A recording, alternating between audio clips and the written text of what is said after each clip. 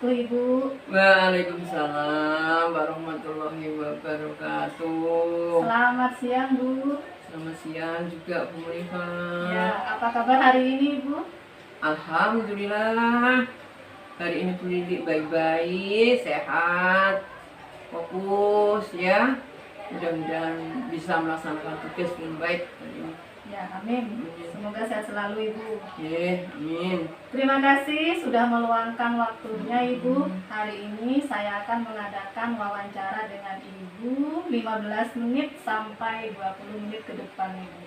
Dengan beberapa pertanyaan terkait program pendidikan guru penggerak. Saya sudah sampai di modul 3.1. Materinya tentang pengambilan keputusan berbasis nilai-nilai kebajikan seorang pemimpin. Nah, di sini Ibu, saya akan bertanya dulu kepada Ibu ini, sudah berapa lama Bu menjabat sebagai pemimpin kepala sekolah di SMA Negeri 1 Besuk ini, Bu? Saya itu masuk SMA Negeri 1 Besuk 1 Maret 2016. Kalau sekarang sudah 2023, berarti Bu Lili ini sudah 7 tahun. Tidak terasa sudah 7 tahun ini saya. Ini kepala sekolah paling lama katanya.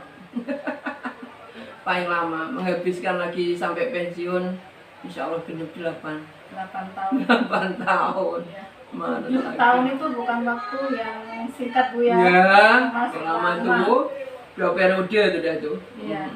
Pernah nggak Bu dalam mengambil sebuah keputusan Ibu dihadapkan pada dua keputusan atau tentang keputusan yang dimana keputusannya itu dilema etika atau masuk ke bujukan moral?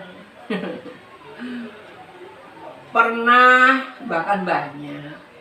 Ya, pernah bahkan banyak di sini. Tapi insya Allah untuk yang baru-baru, Bulik banyak yang ingat, ya. Bulik banyak yang ingat, diambil yang baru saja, ya. Yang baru saja. Tadi yang pertama apa? Yang benar dengan benar, ya. Kasus yang paling saya ingat yaitu peristiwa antara selesainya COVID, ya. Kita nggak pernah PTM dengan saat PTM. Itu sangat berbeda kondisinya di sini. Jadi anak selama COVID nggak pernah bertatap muka, nggak pernah ketemu sama gurunya, dan tidak pernah ketemu sama kawan-kawannya. Teman-temannya ini si A si B itu yang mana nggak pernah ketemu. Akhirnya waktu PTM, ya, banyak kasus yang dilaporkan ke Bu Lili. Dari guru-guru itu melaporkan banyak siswa itu yang ternyata sudah waktunya pulang, tidak pulang. Ternyata apa yang dilakukan itu dia berduaan antara laki sama perempuan. Laki sama perempuan di tempat sendiri, ya, yang sepi gitu. Ternyata setelah dipanggil, ya, dan dihadapkan ke saya, dan saya tanya, ternyata dia hanya teman biasa. Kalau teman biasa, masa mungkin wong laki sama perempuan, ya. Jadi mungkin masih kangen-kangenan. Selama ndak COVID itu kan jarang ketemu sama teman-temannya, baik teman-teman yang sejenis maupun yang lawan jenis. Nah, ini diketemukan, yang laki malah kelas 10, yang perempuan malah kelas 12. Katanya foto-foto bersama, seneng sama kakak kelasnya katanya. Karena apa? Menurut dia tertarik gitu. Jadi duduk berduaan, mepet gitu. Itu kalau guru mengistilahkan, orang lain mengistilahkan apa kalau tidak pacaran? Ya, apalagi kalau tidak pacaran itu apa? Wong laki-laki sama perempuan duduk berduaan, foto-foto bareng. Itu maksudnya apa? Mesti pacaran itu. Pacaran itu kan dilarang di tata tertib, kan juga dilarang, ya. Sedangkan di norma sosial itu juga nggak boleh itu pacaran, itu nggak boleh itu, ya. Oleh karena itu, dengan adanya contoh seperti ini, ya saya harus tegas ini ngambil keputusan itu. ya caranya gimana, ya anak ditanya apa yang sebenarnya dari hati nuranimu itu. Kalau pacaran saya stop, ikuti Bu Lili. Kalau kamu pacaran lagi, yang jelas saya tindak lanjut untuk kamu tak proses. Tapi kalau kamu sudah paham, kamu tidak akan mengulangi lagi hal yang sama, saya maklum. Tapi untuk ada bukti bahwa kamu janji, tidak hanya kepada saya, kepada Tuhanmu, dan secara tertulis kamu harus ada, sehingga membuat surat pernyataan. ya pernyataan. Di atas putih. Iya,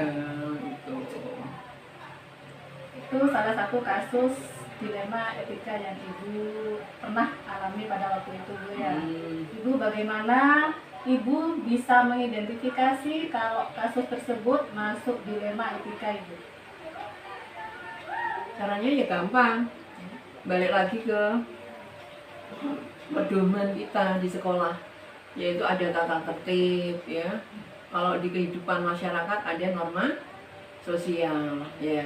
Jadi kalau sudah ini tidak masuk di tata tertib, berarti pelanggaran tata tertib.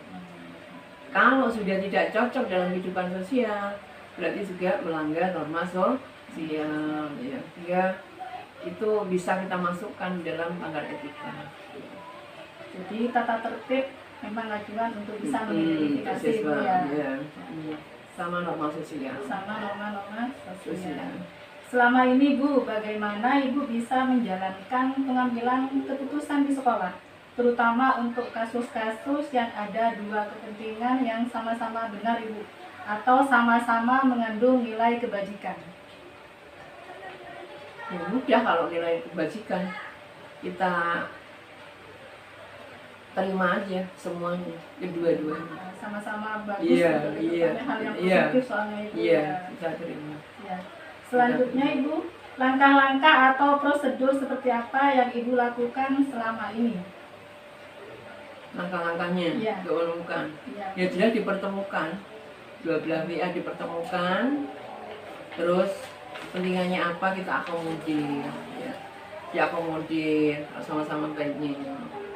Baru di situ kita bisa memberikan keputusan. Dipertemukan terlebih dahulu, musyawarah intinya Bu ya. Jadi dipertemukan, Ya. biar kalau kita tahu orangnya, ya kita tahu maksud tujuannya, ya akhirnya kita kan bisa mengakomodir dari dua-duanya. Setelah itu baru Yang mengambil baru sebuah kita keputusan. yakin bisa mengambil suatu keputusan. Kalau tidak kita ketemukan tidak bisa. Kalau hanya omongan saja nggak bisa. Jadi secara fisik ya kita harus ketemu. Kita harus ketemu. Biar lebih jelas Ibu Ya. ya. Terus hal-hal apa saja yang selama ini Ibu anggap efektif dalam pengambilan keputusan pada kasus-kasus dilema etika ini Bu? Kalau di sekolah yang jelas persuasif edukatif. Ya. Ajarkan dan Mm-mm. pendidikan ya Ibu ya. Iya, persuasif edukatif ya. Jadi untuk caranya ya itu tadi tetap dipanggil ya, dipanggil, kemudian dikasih penjelasan ya, harus itu ngerti enggak kalau itu salah gitu. Jangan-jangan itu dia dianggap biasa saja. Kayak tadi seperti pacaran itu kan dia menganggap biasa saja. Biasa Bu, waktu itu bersama itu kan ya biasa. Duduk berdampingan kan sudah biasa. Tapi menurut saya itu tidak biasa. Jadi harus dijelaskan. Ya menurut kamu, tapi kalau menurut orang lain kan asumsinya juga bisa berbeda. Kalau sudah ngerti, ya insya Allah anak tidak mengulangi lagi. Ya supaya dia lebih lebih kaya bahwa tindakan sekolah ini tegas. Sekali lagi harus ada hitam di atas putih ya, harus ada itu. Tetap ya Bu ya. Jadi Iya. hal yang paling efektif yang Ibu lakukan selama ini persuasif, Iya, edukatif, persuasif edukatif. untuk memahamkan kepada siswa bahwa hal yang mereka lakukan itu adalah salah. Iya. Dan terus setelah itu tugas kita baru memberikan penjelasan, membimbing gitu ya. untuk memantapkan kembali harus ada hitam di atas putih Ya, untuk meminimalisir agar itu tidak terulang kembali. Ya, Seperti itu betul, ya. betul. Selanjutnya Bu, ada nggak Bu tantangan ketika Ibu mengambil sebuah keputusan pada kasus-kasus dilema etika tadi Bu? Tantangannya seperti apa Bu? Tantangannya ada, jelas ada. Terutama anak-anak yang berbuat gini kan jarang yang jujur. Pasti bulat kalau ditanya, ya cari-cari alasan gitu. Tapi kita sebagai orang tua bisa membaca sudah, ya bisa membaca. Makanya biasanya trik yang saya lakukan itu, saya bilang, ini waktu saya hanya sedikit.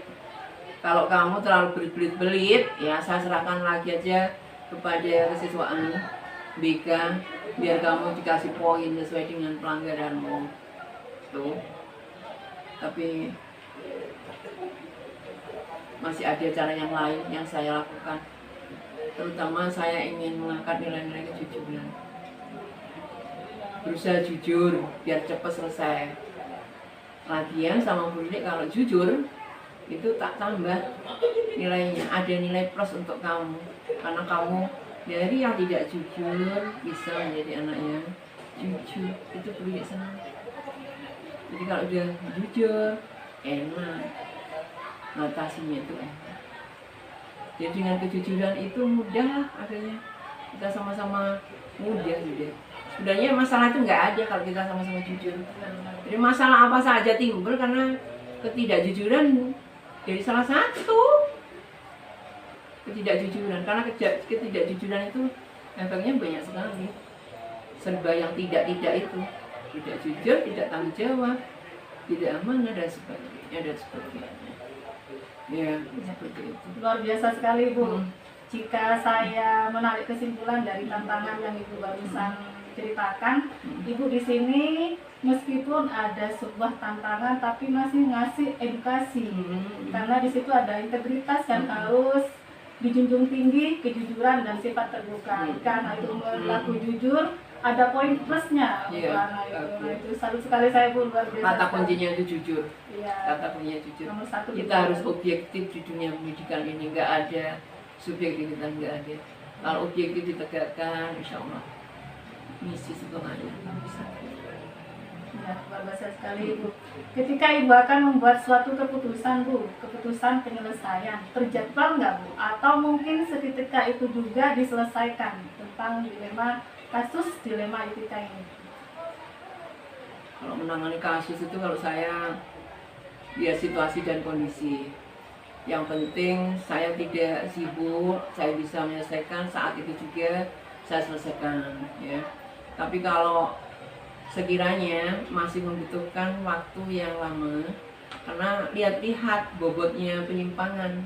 Kalau penyimpangannya berat, saya ini kan butuh masukan-masukan dari teman-teman yang biasa menangani kasus, misalnya BK, wali kelas, kesiswaan itu. Kalau nggak ada masukan-masukan, saya kan nggak berani untuk memberikan keputusan. Sehingga perlu kita ada koordinasi yang baik, ya semuanya, termasuk orang tuanya juga, supaya masalah ini tidak tanggung-tanggung. Harus segera kita selesaikan tuntas gitu. Sehingga semuanya kita pertemukan, mulai dari BK-nya, kesehariannya anak bagaimana, balasnya juga tahu yang sebenarnya, kemudian kesiswaan juga, orang tuanya yang di rumah banyak mendidik juga harus tahu. Insya Allah ini akan mempermudah saya mengambil keputusan. Jadi sekali lagi saya tidak semuanya sendiri, tapi harus cross check lapangan ya, bener nggak ini yang sebenarnya terjadi gitu.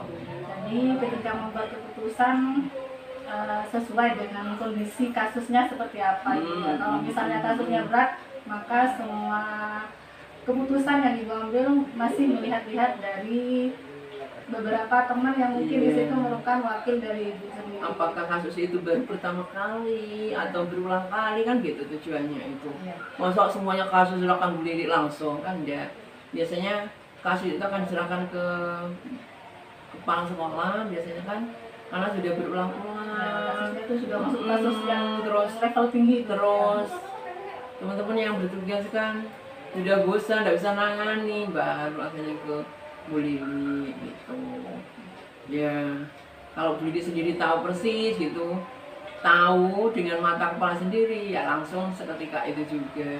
Tapi biasanya itu kasus ringan. Ya. Bentuk dan prosedur seperti apa yang ibu jalankan ketika waktu itu, Bu? Bentuknya? Iya. Bentuknya mengatasi masalah sama anak-anak itu ya wis keluargaan, Bu, harus kita tonjolkan, Bu, meskipun kita ya dinas ya, Bu, ya dinas itu hormat, tapi untuk mengatasi masalah itu ya ini yang paling gampang itu ya kekeluargaan dan formal gabung atau semi lah, semi formal, artinya di situ ada kekeluargaan plus formalnya gitu. Kalau terlalu formal sudah di urusan hukum nanti ya. Kalau di sekolah ini banyak mendidik ya harus semi formal, kekeluargaan dan formal itu campur. Karena di sini melibatkan orang tua, ya kan? Melibatkan orang tua. Jadi kalau kita anggap kita ini keluarga, insya Allah malah mudah untuk mengatasinya. Gitu. Terus kalau prosedurnya, prosedurnya mengikat. Jadi meskipun saya formal mengikat itu artinya bagaimanapun kita juga harus, hukum itu kan mengikat ya, Bu, ya, mengikat ya. Siapa yang betul-betul mematuhi ya, termasuk orang tuanya juga, istilahnya itu respon, punya sikap yang positif terhadap sekolah. Kalau mendapatkan laporan-laporan yang begini anaknya itu respon, ya kami ya respon juga. Tapi ada kadang-kadang orang tua yang itu kurang respon, apalagi anak-anak besar itu banyak 60% itu ditinggal sama orang tuanya, kerja ke luar negeri, di rumah sama saudara, sama nenek yang sudah tua, tidak tahu pendidikan masa kini, anak-anaknya sudah canggih, kayak gitu. Tapi ya harus mengikat, kalau tidak mengikat ya rusak nanti, tidak tegas kita ya. Jadi kalau dipanggil hari Rabu ya harus datang hari Rabu, kalau tidak sudah beda lagi dengan ya, beda. Jadi bentuk dan prosedurnya di sini semi formal ya, Bu, ya, kekeluargaan dengan kedinasan serta mengikat itu intinya, Bu, ya. Nah, Bu, adakah seseorang atau faktor lain yang bisa membantu Ibu ketika Ibu mengambil sebuah keputusan tentang kasus dilema etika ini, Bu? Ya jelas dong. Masa saya sendirian bisa?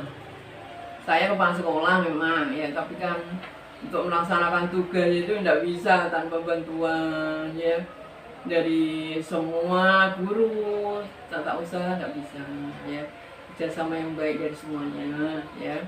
Jadi yang paling tidak punya tugas-tugas ini guru BK itu jelas tugasnya ya, tugasnya jelas kan, menangani kasus-kasus itu. Balas itu ya punya tugas yang sama juga, harus bisa membimbing siswanya, kesiswaan juga. Atau yang guru-guru yang lain yang mau peduli itu pastilah ikut mempengaruhi. Karena saya nggak tahu persis, kali ini hasil rekaman-rekaman gitu kan biasanya ya, dari kejadian-kejadian yang kemarin. Sehingga saya senang sekali kalau ada teman-teman yang memberikan laporan saya malah senang. Tapi kalau kadang-kadang malah nggak ada gitu. Kayak nggak mungkin lah nggak ada gitu. Coba kalau mau jujur lagi itu pasti ada gitu. Jadi saya senang sekali. Ya, jadi ada pasti ada. Dari semua lini ya, Bu, ya, dari semua lini yang ada di lembaga SMA negeri. Bahkan dari masyarakat luar juga saya perhatikan, iya. Contohnya kan ada yang pernah lihat kita waktu COVID pikirin nggak tahu dia nyebarkan undangan kan resmi, berarti dia nikah. Iya, saya tegasin lah, nggak mungkin. Meskipun dia juga pas 12, salahnya sendiri dah. karena dia nggak minta izin saya, nggak pernah ada apa-apanya. Ya udah, kamu nggak usah ikut ujian karena kamu sudah nikah gitu. Jadi saya juga nggak memaksa dia untuk keluar, tapi gimana solusinya gitu, apa pindah sekolah yang lain sehingga kamu bisa tetap mengikuti apa ujian dan mendapatkan ijazah. Kalau sekolah ini terus terang nggak bisa masuk dengan aturan. Tapi saya kan masih memberikan kesempatan gitu. Makanya komunikasi yang terbuka itu lagi-lagi karena peristiwa COVID itu yang ternyata bisa apa itu menimbulkan persepsi ya persepsi sendiri-sendiri gitu. Tapi ini memberikan pelajaran bagi yang lain untuk adik-adik kelasnya. Tapi mudah-mudahan waktu nggak ada lagi ya semuanya ya ini pembelajaran lah bagi masyarakat umumnya lah. Ini dari sisi-sisi ini tadi etika banyak nih masuk udah bisa COVID masuk. Nggak hanya apa ya COVID itu akibatnya apa adanya di bidang ekonomi, tapi ya di bidang ini tadi pelanggaran etika iya itu masuk juga ya masuk juga. Pembelajaran apa yang bisa ibu petik dari pengalaman ibu dalam pengambilan keputusan terhadap kasus-kasus dilema etika tadi itu? Lagi ya kalau soal etika itu ya etika apalagi anak yang melakukan ya masih di bawah umur kan anak kalau itu ya masih di bawah umur secara hukum itu bimbingan daripada kita. Nah, kita ini manusia biasa juga bukan manusia yang hebat. Saya pun juga banyak salahnya. Saya menyadari itu. Tapi kalau ada masalah-masalah yang menyangkut siswa juga melanggar etika, tak kembalikan lagi ke saya. Takutnya yang balik lagi ke saya juga. Saya itu manusia juga, tempatnya sama. Jadi meskipun di dunia pendidikan itu sifatnya memang formal ya, tapi rasa manusia itu tetap ada. Apalagi kalau lihat anak-anak itu ya sudah tidak punya apa-apa, harta tidak punya, orang tua nggak ada, terus apalagi yang saya harap terus dia nanti kalau misalnya saya kasih sanksi lagi dia tuh nggak punya apa-apa memang. Jadi datang ke sekolah dia memang harus kita bekali apa-apanya itu ya. Dia saya anggap anak saya sendiri, anak saya kita sendiri nih. Sekolah kan memang kedua, apalagi saya sebagai ibu itu banyak membimbing, banyak di rumahnya istilahnya. Di sekolah ini saya menemani anak-anak kegiatan apapun. Kalau tidak saya kemana sebenarnya saya nggak enak kecuali ada kegiatan. Jadi manusiawi saja insya Allah, manusiawi dari dulu ini insya Allah selalu meskipun itu ya itu jadi biar tidak menambah beban kita sendiri. Insya Allah nggak akan nambah, nggak akan ada jeleknya. Nggak akan ada jeleknya. Luar biasa sekali Bu, saya sepakat memanusiakan manusia intinya Ibu ya. Yeah. Berpihak pada anak itu Yeah. memang sesuai dengan pembelajaran filosofi Ki Hajar Dewantara itu Ibu. Berpihak pada anak itu juga termasuk kurikulum merdeka Ibu ya. Salut sekali saya Ibu. Nah, terima kasih Ibu terhadap sesi kita hari ini. Banyak pembelajaran yang bisa saya petik dari pengalaman-pengalaman yang selama ini Ibu sudah alami di SMA Negeri 1 Besuk. Semoga dari pembelajaran ini saya bisa mengambil hikmah dan referensi bagi saya Ibu, pembelajaran juga bagi saya ke depannya tentunya. Terima kasih Bu, ya. Saya akhiri. Terima kasih kembali, mudah-mudahan bermanfaat. Kalau ada benernya karena Allah, kalau ada salahnya karena boleh. Ya sekali lagi minta maaf yang sebesar-besarnya bila ada salah atau khilafnya ya dari ini. Terima kasih. Terima kasih Ibu. Ya. Assalamualaikum warahmatullahi wabarakatuh. Waalaikumsalam warahmatullahi wabarakatuh. Terima kasih banyak. Ya. Assalamualaikum warahmatullahi wabarakatuh Bapak. Waalaikumsalam warahmatullahi wabarakatuh. Selamat siang. Ya, selamat siang. Apa kabar hari ini Bapak? Alhamdulillah, kabar baik. Kalau ibunya gimana? Ya, alhamdulillah sehat selalu. Mudah-mudahan sampai selesai bulan Ramadan dan lulus penggerak. Mudah-mudahan sehat Ya, dan lancar.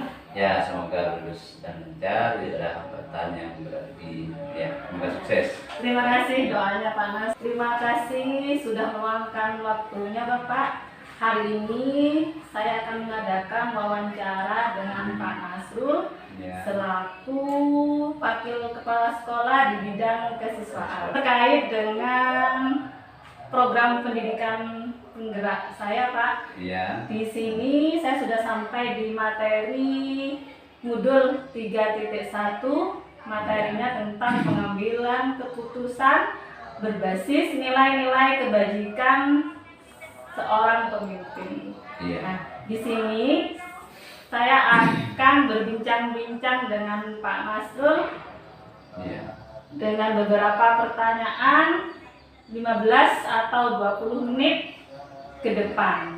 Ya, siap. Seperti itu. Pak Nas, sebelumnya saya mau bertanya, Pak Nasrul di sini sudah berapa tahun di SMA Negeri 1 Besuk? Saya di SMA besok itu mulai masih GTT tahun 2007.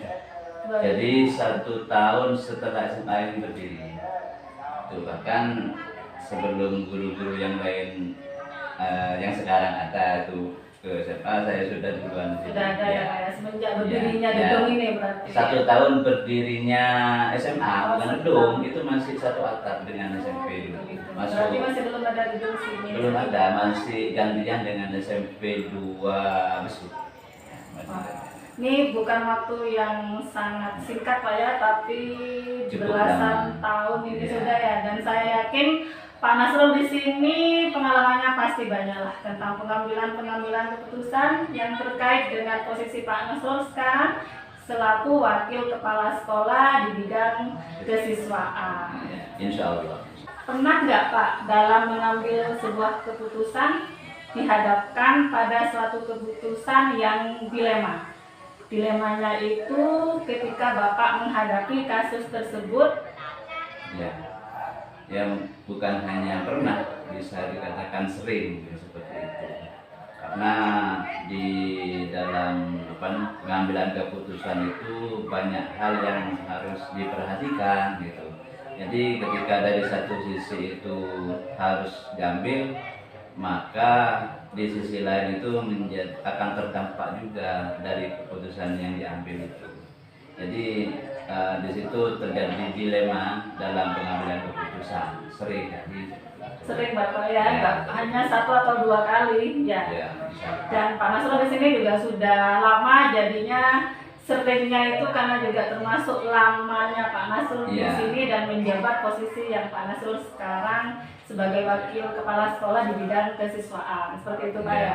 Ya. Nah, Pak, selama ini bagaimana Bapak mengidentifikasi kasus-kasus yang merupakan dilema etika atau bujukan moral yang merujuk pada suatu kondisi yang menyulitkan Bapak ketika muncul sebuah permasalahan yang sama-sama menawarkan dua kemungkinan yang sama-sama sulit untuk diambil keputusannya karena sama-sama sulit untuk diterima dan berbenturan. Misalnya benar lawan benar atau keadilan lawan rasa kasihan. Seperti apa Pak Bapak mengidentifikasikannya? Begini, umpamanya saya di bidang kesiswaan itu terjadi kasus pelanggaran terhadap siswa yang mana di situ di SMA Besuk kan diberlakukan sistem poin.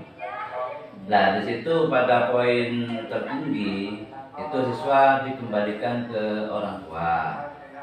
Nah di sisi lain ketika anak itu dikembalikan ke orang tua itu kan membuat anak itu lepas dari, maksudnya di luar dunia pendidikan, sehingga juga kasihan anak itu kalau dikembalikan ke orang tua, khawatir dia tidak melanjutkan, patah semangat dan lain sebagainya, sehingga juga merasa bersalah, ada perasaan merasa bersalah ketika mengeluarkan siswa karena suatu permasalahan atau suatu kasus.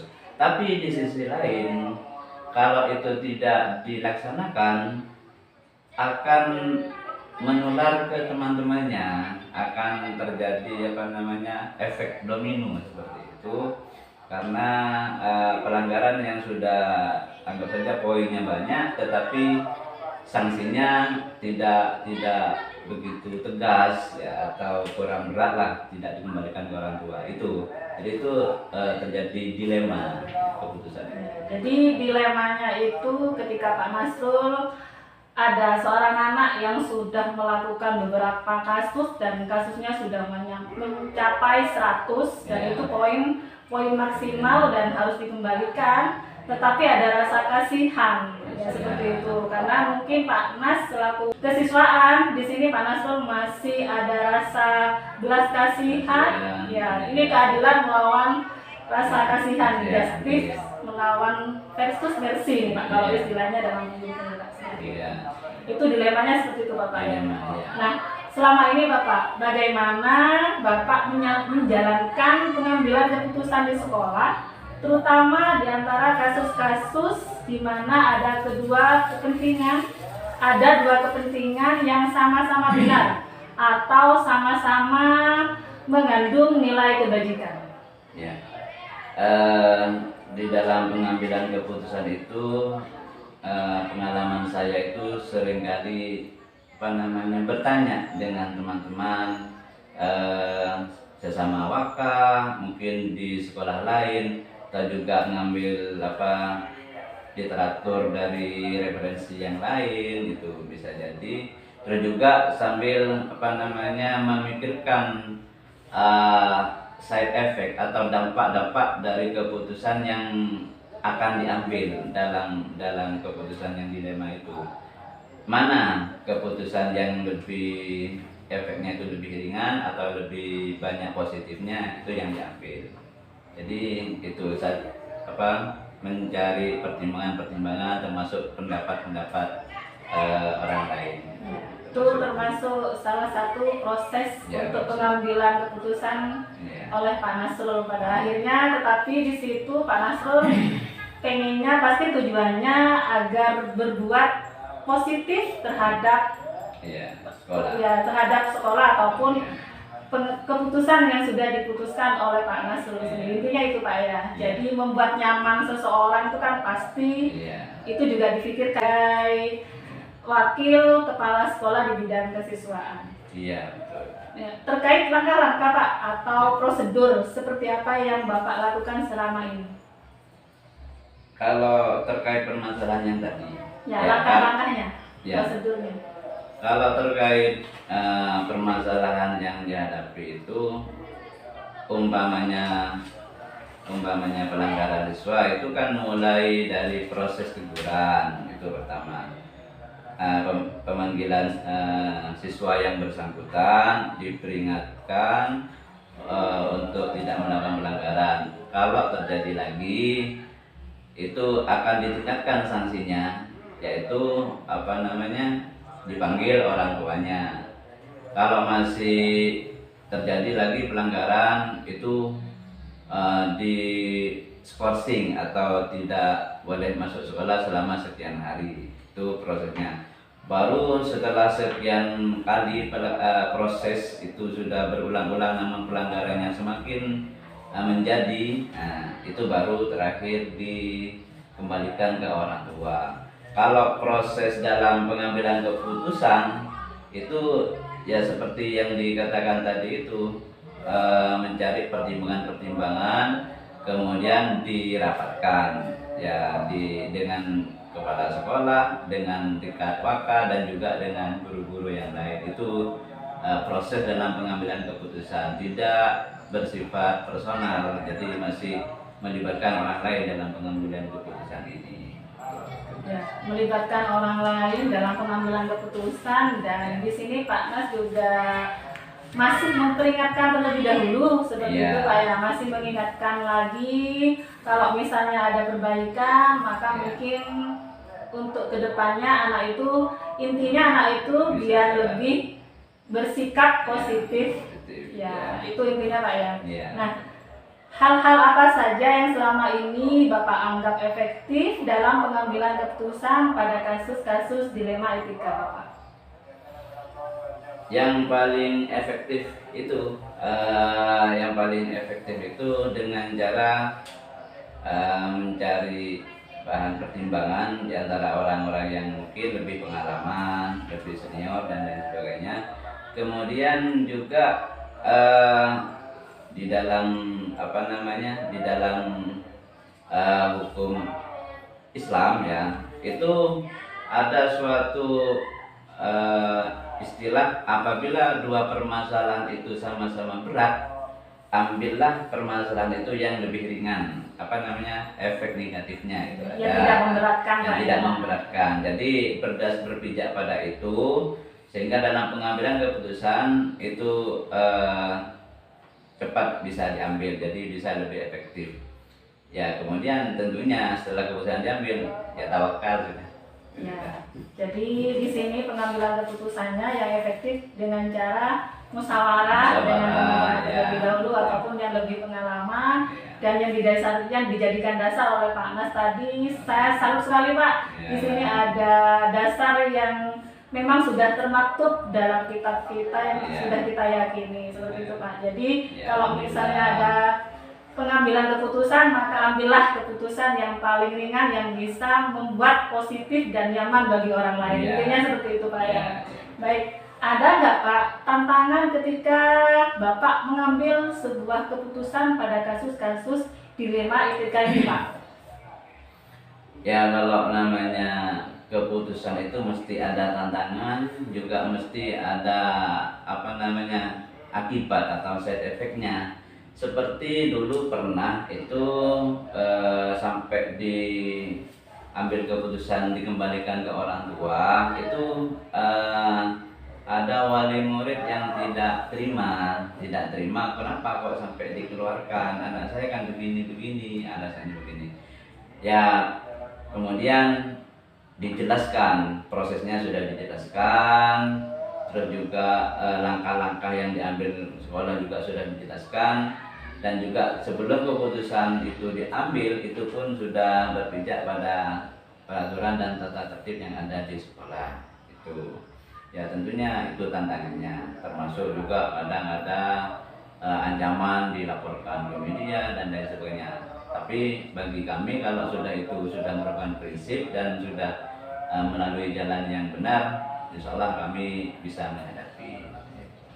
Nah, tantangannya luar biasa sekali ya Pak, sampai ada orang tua yang tidak terima, akhirnya komplain, dan di situ sekolah harus bisa menjelaskan prosesnya itu seperti apa, dari sudah memperingatkan, terus mungkin ada dokumen-dokumen yang lain yang bisa membuktikan kalau anak itu sudah melalui proses-proses dan tahapan-tahapan yang memang untuk mengarah ke hal yang lebih positif, seperti itu Pak ya. Nah, ketika Bapak membuat sebuah keputusan penyelesaian dalam kasus dilema etika ini, apakah terjadwal Bapak atau mungkin langsung menyelesaikan? Mungkin bisa dikatakan tidak langsung menyelesaikan, karena saya punya prinsip keputusan yang terburu-buru itu akan menimbulkan penyesalan. Masih dikasih waktu Bapak ya? Ya, masih dikasih waktu, proses seperti yang dikatakan tadi, masih cari referensi yang lain, pertimbangan-pertimbangan dan lain sebagainya, juga menimbang efek-efeknya itu. Jadi tentunya tidak langsung diputuskan, masih terjadwal. Ya, masih terjadwal, dan mungkin setelah ada beberapa waktu mungkin masih adalah harapan yang untuk bisa ke hal-hal yang positif untuk kedepannya, seperti itu Bapak ya. Bentuk dan prosedur seperti apa yang Bapak jalankan? Maksudnya bentuk ketika Bapak menjadwalkan penyelesaian keputusan tadi yang masih menunggu waktu tadi, seperti apa Bapak prosedurnya? Ya, yang pertama ketika keputusan itu tidak diambil, tentunya apabila langkah-langkah itu bisa terlaksana semua dan juga waktu yang tepat, itu bisa diambil keputusan, itu baru bisa dilaksanakan sebuah keputusan. Contohnya umpamanya proses pengembalian siswa ke orang tua ketika orang tuanya sudah datang dan sudah juga diberi penjelasan, juga sudah diisi daftar hadir tamu dan lain sebagainya. Dan di situ tentunya sudah bisa dilaksanakan, kalau bahasanya itu dieksekusi atau dilaksanakan sebuah keputusan itu. Ya, jadi pengambilan keputusan ini tidak serta-merta Pak ya, masih butuh proses yang lama sehingga bisa finalnya seperti apa, seperti itu keputusannya Pak ya. Ya, betul. Nah, Bapak ketika mengambil sebuah keputusan, adakah yang bisa membantu Bapak, seseorang mungkin atau faktor lain ketika menghadapi sebuah dilema etika ini? Ya, sebetulnya yang membantu itu banyak ya, banyak faktor ya, bisa dari teman, dari sesama guru, sesama wakil, juga masukan-masukan dari pimpinan sekolah atau kepala sekolah, dan juga kita selaku orang yang beriman tentunya juga ada semacam istigharah gitu. Terus juga ketika sholat juga mohon bimbingan dari Yang Maha Kuasa, seperti itu. Itu tentunya seperti itu, sehingga akan menjernihkan cara kita berpikir dalam juga mengambil keputusan. Itu seperti itu. Jadi cara lahir dan batin. Jadi itu sama-sama sangat membantu bagi saya. Wah, luar biasa sekali nih Bapak ya, selain hubungan dengan sesama teman, rekan sejawat, sinerginya kita butuhkan, kita juga minta petunjuk sama yang menciptakan kita, yaitu pada Allah gitu Pak ya. Luar biasa sekali Pak. Nah Bapak, pembelajaran apa Pak yang dapat Bapak petik dalam pengalaman dalam pengambilan keputusan dilema etika ini Bapak? Tentunya banyak sekali pembelajaran atau hikmah yang bisa kita ambil dari pengambilan keputusan yang bersifat dilematis itu. Kita tidak bisa terus berada dalam keraguan, jadi harus mengambil keputusan salah satu di antara masalah yang dilematis itu dengan berpedoman tadi, apabila bertemu dengan dua kesulitan ambil yang lebih ringan, dan ketika itu sudah diambil keputusan siap menghadapi tantangan atau risiko yang muncul setelah itu karena akibat keputusan yang diambil. Tentunya kita sudah mempertimbangkan keputusan-keputusan yang diambil itu, sehingga siap menghadapi efek atau risiko yang akan dihadapi. Dan kita selaku orang yang beriman juga ketika sudah mengambil keputusan disuruh bertawakal. Fa'idza azamta fatawakkal 'ala Allah. Itu. Jadi itu hikmahnya. Karena memang dalam kehidupan itu memang penuh dengan pilihan-pilihan, ambil pilihan terbaik, jalani dan istiqomah. Gitu. Luar biasa sekali ya Bapak ya, terhadap hikmah atau pembelajaran yang bisa dipetik oleh kita semua, termasuk saya ini yang sudah melewatkan beberapa menit dengan Pak Nasrul. Ini banyak sekali pengetahuan dan pengalaman yang harus saya pelajari untuk kedepannya, ini bagi saya dan juga refleksi bagi saya juga Pak, untuk pembelajaran saya ke depannya. Dan kalau saya tarik dari kesimpulan ini, ternyata pengambilan sebuah keputusan itu memang harus kita putuskan satu bersama-sama dengan rekan sejawat dan sekolah.